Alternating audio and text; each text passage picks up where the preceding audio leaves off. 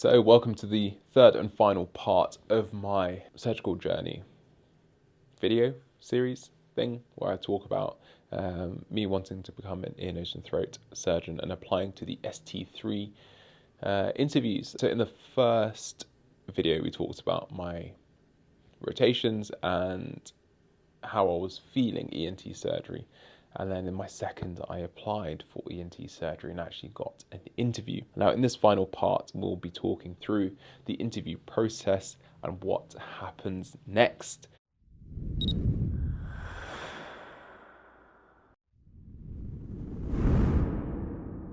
So, in the run up to my interview, I was doing a lot of thinking. I was pretty stressed about what happens next and, will I get this? Will I get placed in London?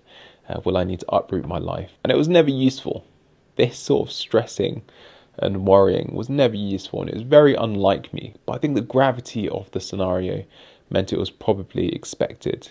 This is the biggest day of my life so far from a career standpoint. If I get this position, I will be in a stable environment for the next 6 years, which is very different to anything I'd experienced before.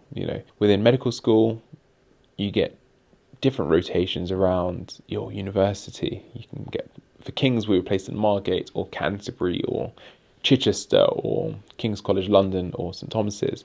You could get placed anywhere for that period of time, and then you had to reapply for foundation training, and then 2 years later you had to reapply for core surgical training, and then you had to reapply for registrar training. So there was a lot of reapplication and readjustment, and if you didn't do so well, you could be in a completely different location to where you wanted to be. But for the first time ever, I would get some stability in my life, and more so than ever, it was very much needed, because now I'm a little bit older. I don't like to admit this.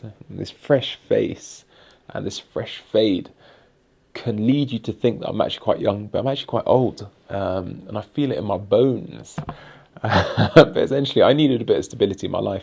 I wanted to start, having a regular hobby. I wanted to do stuff on the weekends. That sort of thinking is probably the same thing that leads to a lot of people to leave medicine at this period in time, where when you're young and everything's fun and your commitments are quite low, medicine's fantastic and there's no way that you'd leave and there's no reason to leave. But it's only when life starts catching up do you actually start thinking, is it worth the sacrifice? Is it worth being relocated every 2 years, etc.? If you matured relatively early, if you're a postgraduate student, or if you had a family relatively early, you might come to that realization a bit earlier. But for me, with no one depending on me, it was quite easy to just put it to the side and actually just pursue my career goals and what I want to achieve. My friend who's got a kid, who's married, who's got a kid, he doesn't have the luxury to just be like, I'm just going to put everything on hold and revise for this interview for 6 weeks. You can't do that. It's impossible. Those that look after a parent or look after, a sibling or carers part-time, don't have the ability to just be like, I'm just going to put everything on hold. So I'm in a very privileged position. But even so, life was catching up. People were making sort of life moves that I wasn't able to make because of my career. That's what I've put it down to anyway.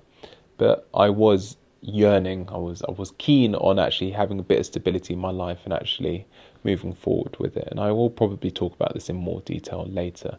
But I've grown a lot in the past 2 years within the core surgical years. So when this interview actually came round, I was literally like, I'm going to give it everything I've got. And I literally went ham. I am very lucky because I've got some knowledge about lighting and audio and video.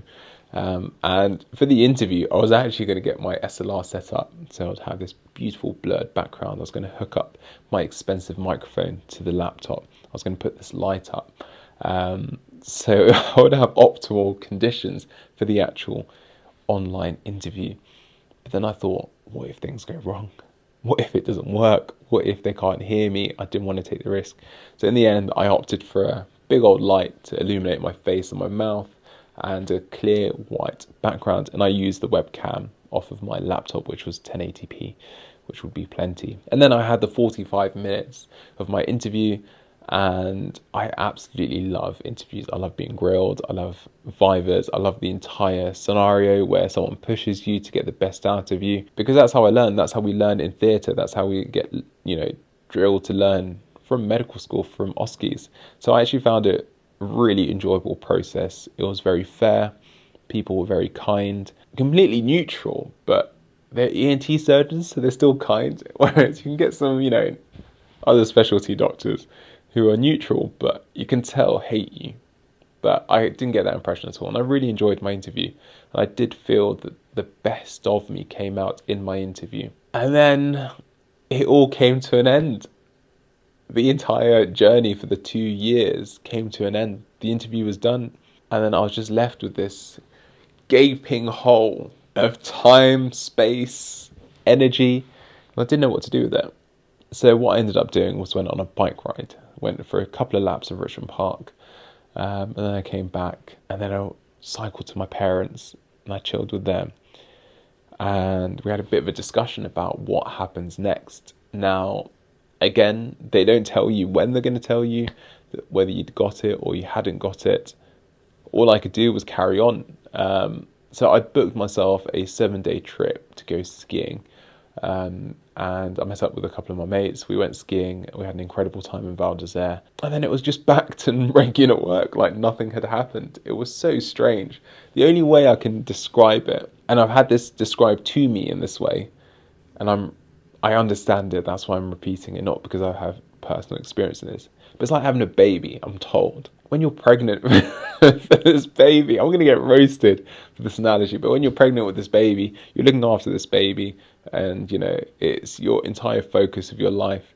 And then suddenly you have the baby, and then the baby's out, it's here. You have to get on with your life and look after the baby. But so I almost had like post-pregnancy blues, but like post-interview blues. Like I just had this space, and it's so strange. Am I the only one? I'm sure everyone has gone through this, where they focus on something, give it everything they've got, and then when it's done, it's like, now what? I used to feel this every time with exams as well. But anyway, I thought I'd go skiing, I'd have a good time, and I'd go back. I went back to my day job, back to Max Facts, where I was able to allocate even more time and attend more lists and do a bit more operating and to get a bit more hands-on. So yeah, it was fantastic, and had a great last couple of weeks on Max Facts before finally moving to my last placement, which was 6 months of ENT. Now, I was moving to a very specialist ENT centre, and as a result, it meant that I was going to be exposed to some very, niche surgery that you would probably only read about if you worked in a smaller hospital or a smaller ENT centre. So again, I was in a very privileged position. When I started this placement, everyone asked you what you want to do and how the interview went and all this extra stuff. And there was a lot of talk about interviews as we moved on. And it was clear to everyone that I wanted to do ENT. And everyone found out about my interview. And then a couple weeks later, I got an email. But I didn't read it because I was asleep, because I was on my night shift. So I opened my phone, and I've just got hundreds of messages from my friends, my registrars, a couple of consultants that texted me. How did you do? How did you do? My heart is obviously pounding, palms sway, knees weak, arms are heavy. There was no vomit because I was fasting at the time. And I got to my laptop, and I just paused. I was like, I don't want to know. I really don't want to know. Bloody hell, like, what do I do with this information? Like, if I got it, fantastic. If I didn't get it, then what? What do I do with my life for an extra year? But, I said my prayers, and I opened the email. So, on the 14th of April, 2022, at 3:25, I got an email with the following written. Dear Extra Saucy, which is my official government name, we are pleased to confirm you have accepted a specialty training position in otolaryngology in London. And at that point, I was over the moon. I was absolutely buzzing, and I'm still buzzing to this day. But I remember just feeling this hope refill my chest. I had truly felt that I hadn't got it. Like in my heart, I truly felt that I hadn't got the position. And now, alhamdulillah, like I'm in a training position that is very competitive and so sought after, and I've been afforded this opportunity to become an ENT surgeon in North London, in the North Thames region, which covers Imperial University, University College Hospitals, Barts Hospital, and all the prestigious centres that are associated with these big university hospitals. I just honestly, I didn't believe it. I rechecked the email twice.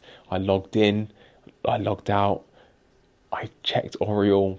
I literally did everything in my power to actually make sure it was correct. And after around half an hour of faffing about, I called my mother, called my father, spoke to my sisters, and I just felt so relieved. I got up and I prayed some more, and I was like, alhamdulillah, like I genuinely couldn't have done this on my own. And by the mercy of God, I actually managed to get one of the most competitive positions in a very competitive specialty. It just honestly wasn't adding up.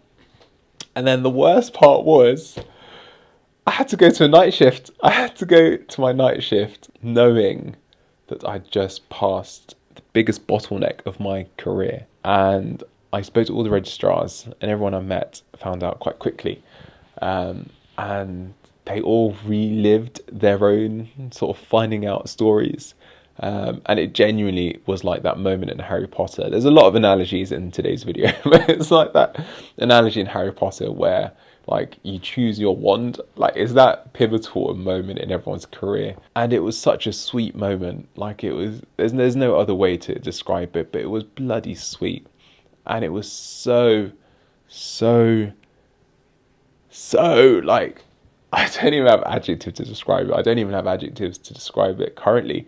You know, a month or two on, I immediately accepted the offer, and then I got a confirmation that my offer had been accepted and that, you know, I was on my way to becoming an ENT registrar in London. And I know that if I continue this video, I'm just going to be faffing and rambling for so long about it because it's unbelievable, honestly. Like, I put in all the work, and it made sense, and I got the result that I wanted. And I don't know why it's unexpected, because I think sometimes with these competitive specialties, people put in the work, and then for some reason, they're not good enough, or the odds aren't on their favour, or on the day of the interview, they don't do as well.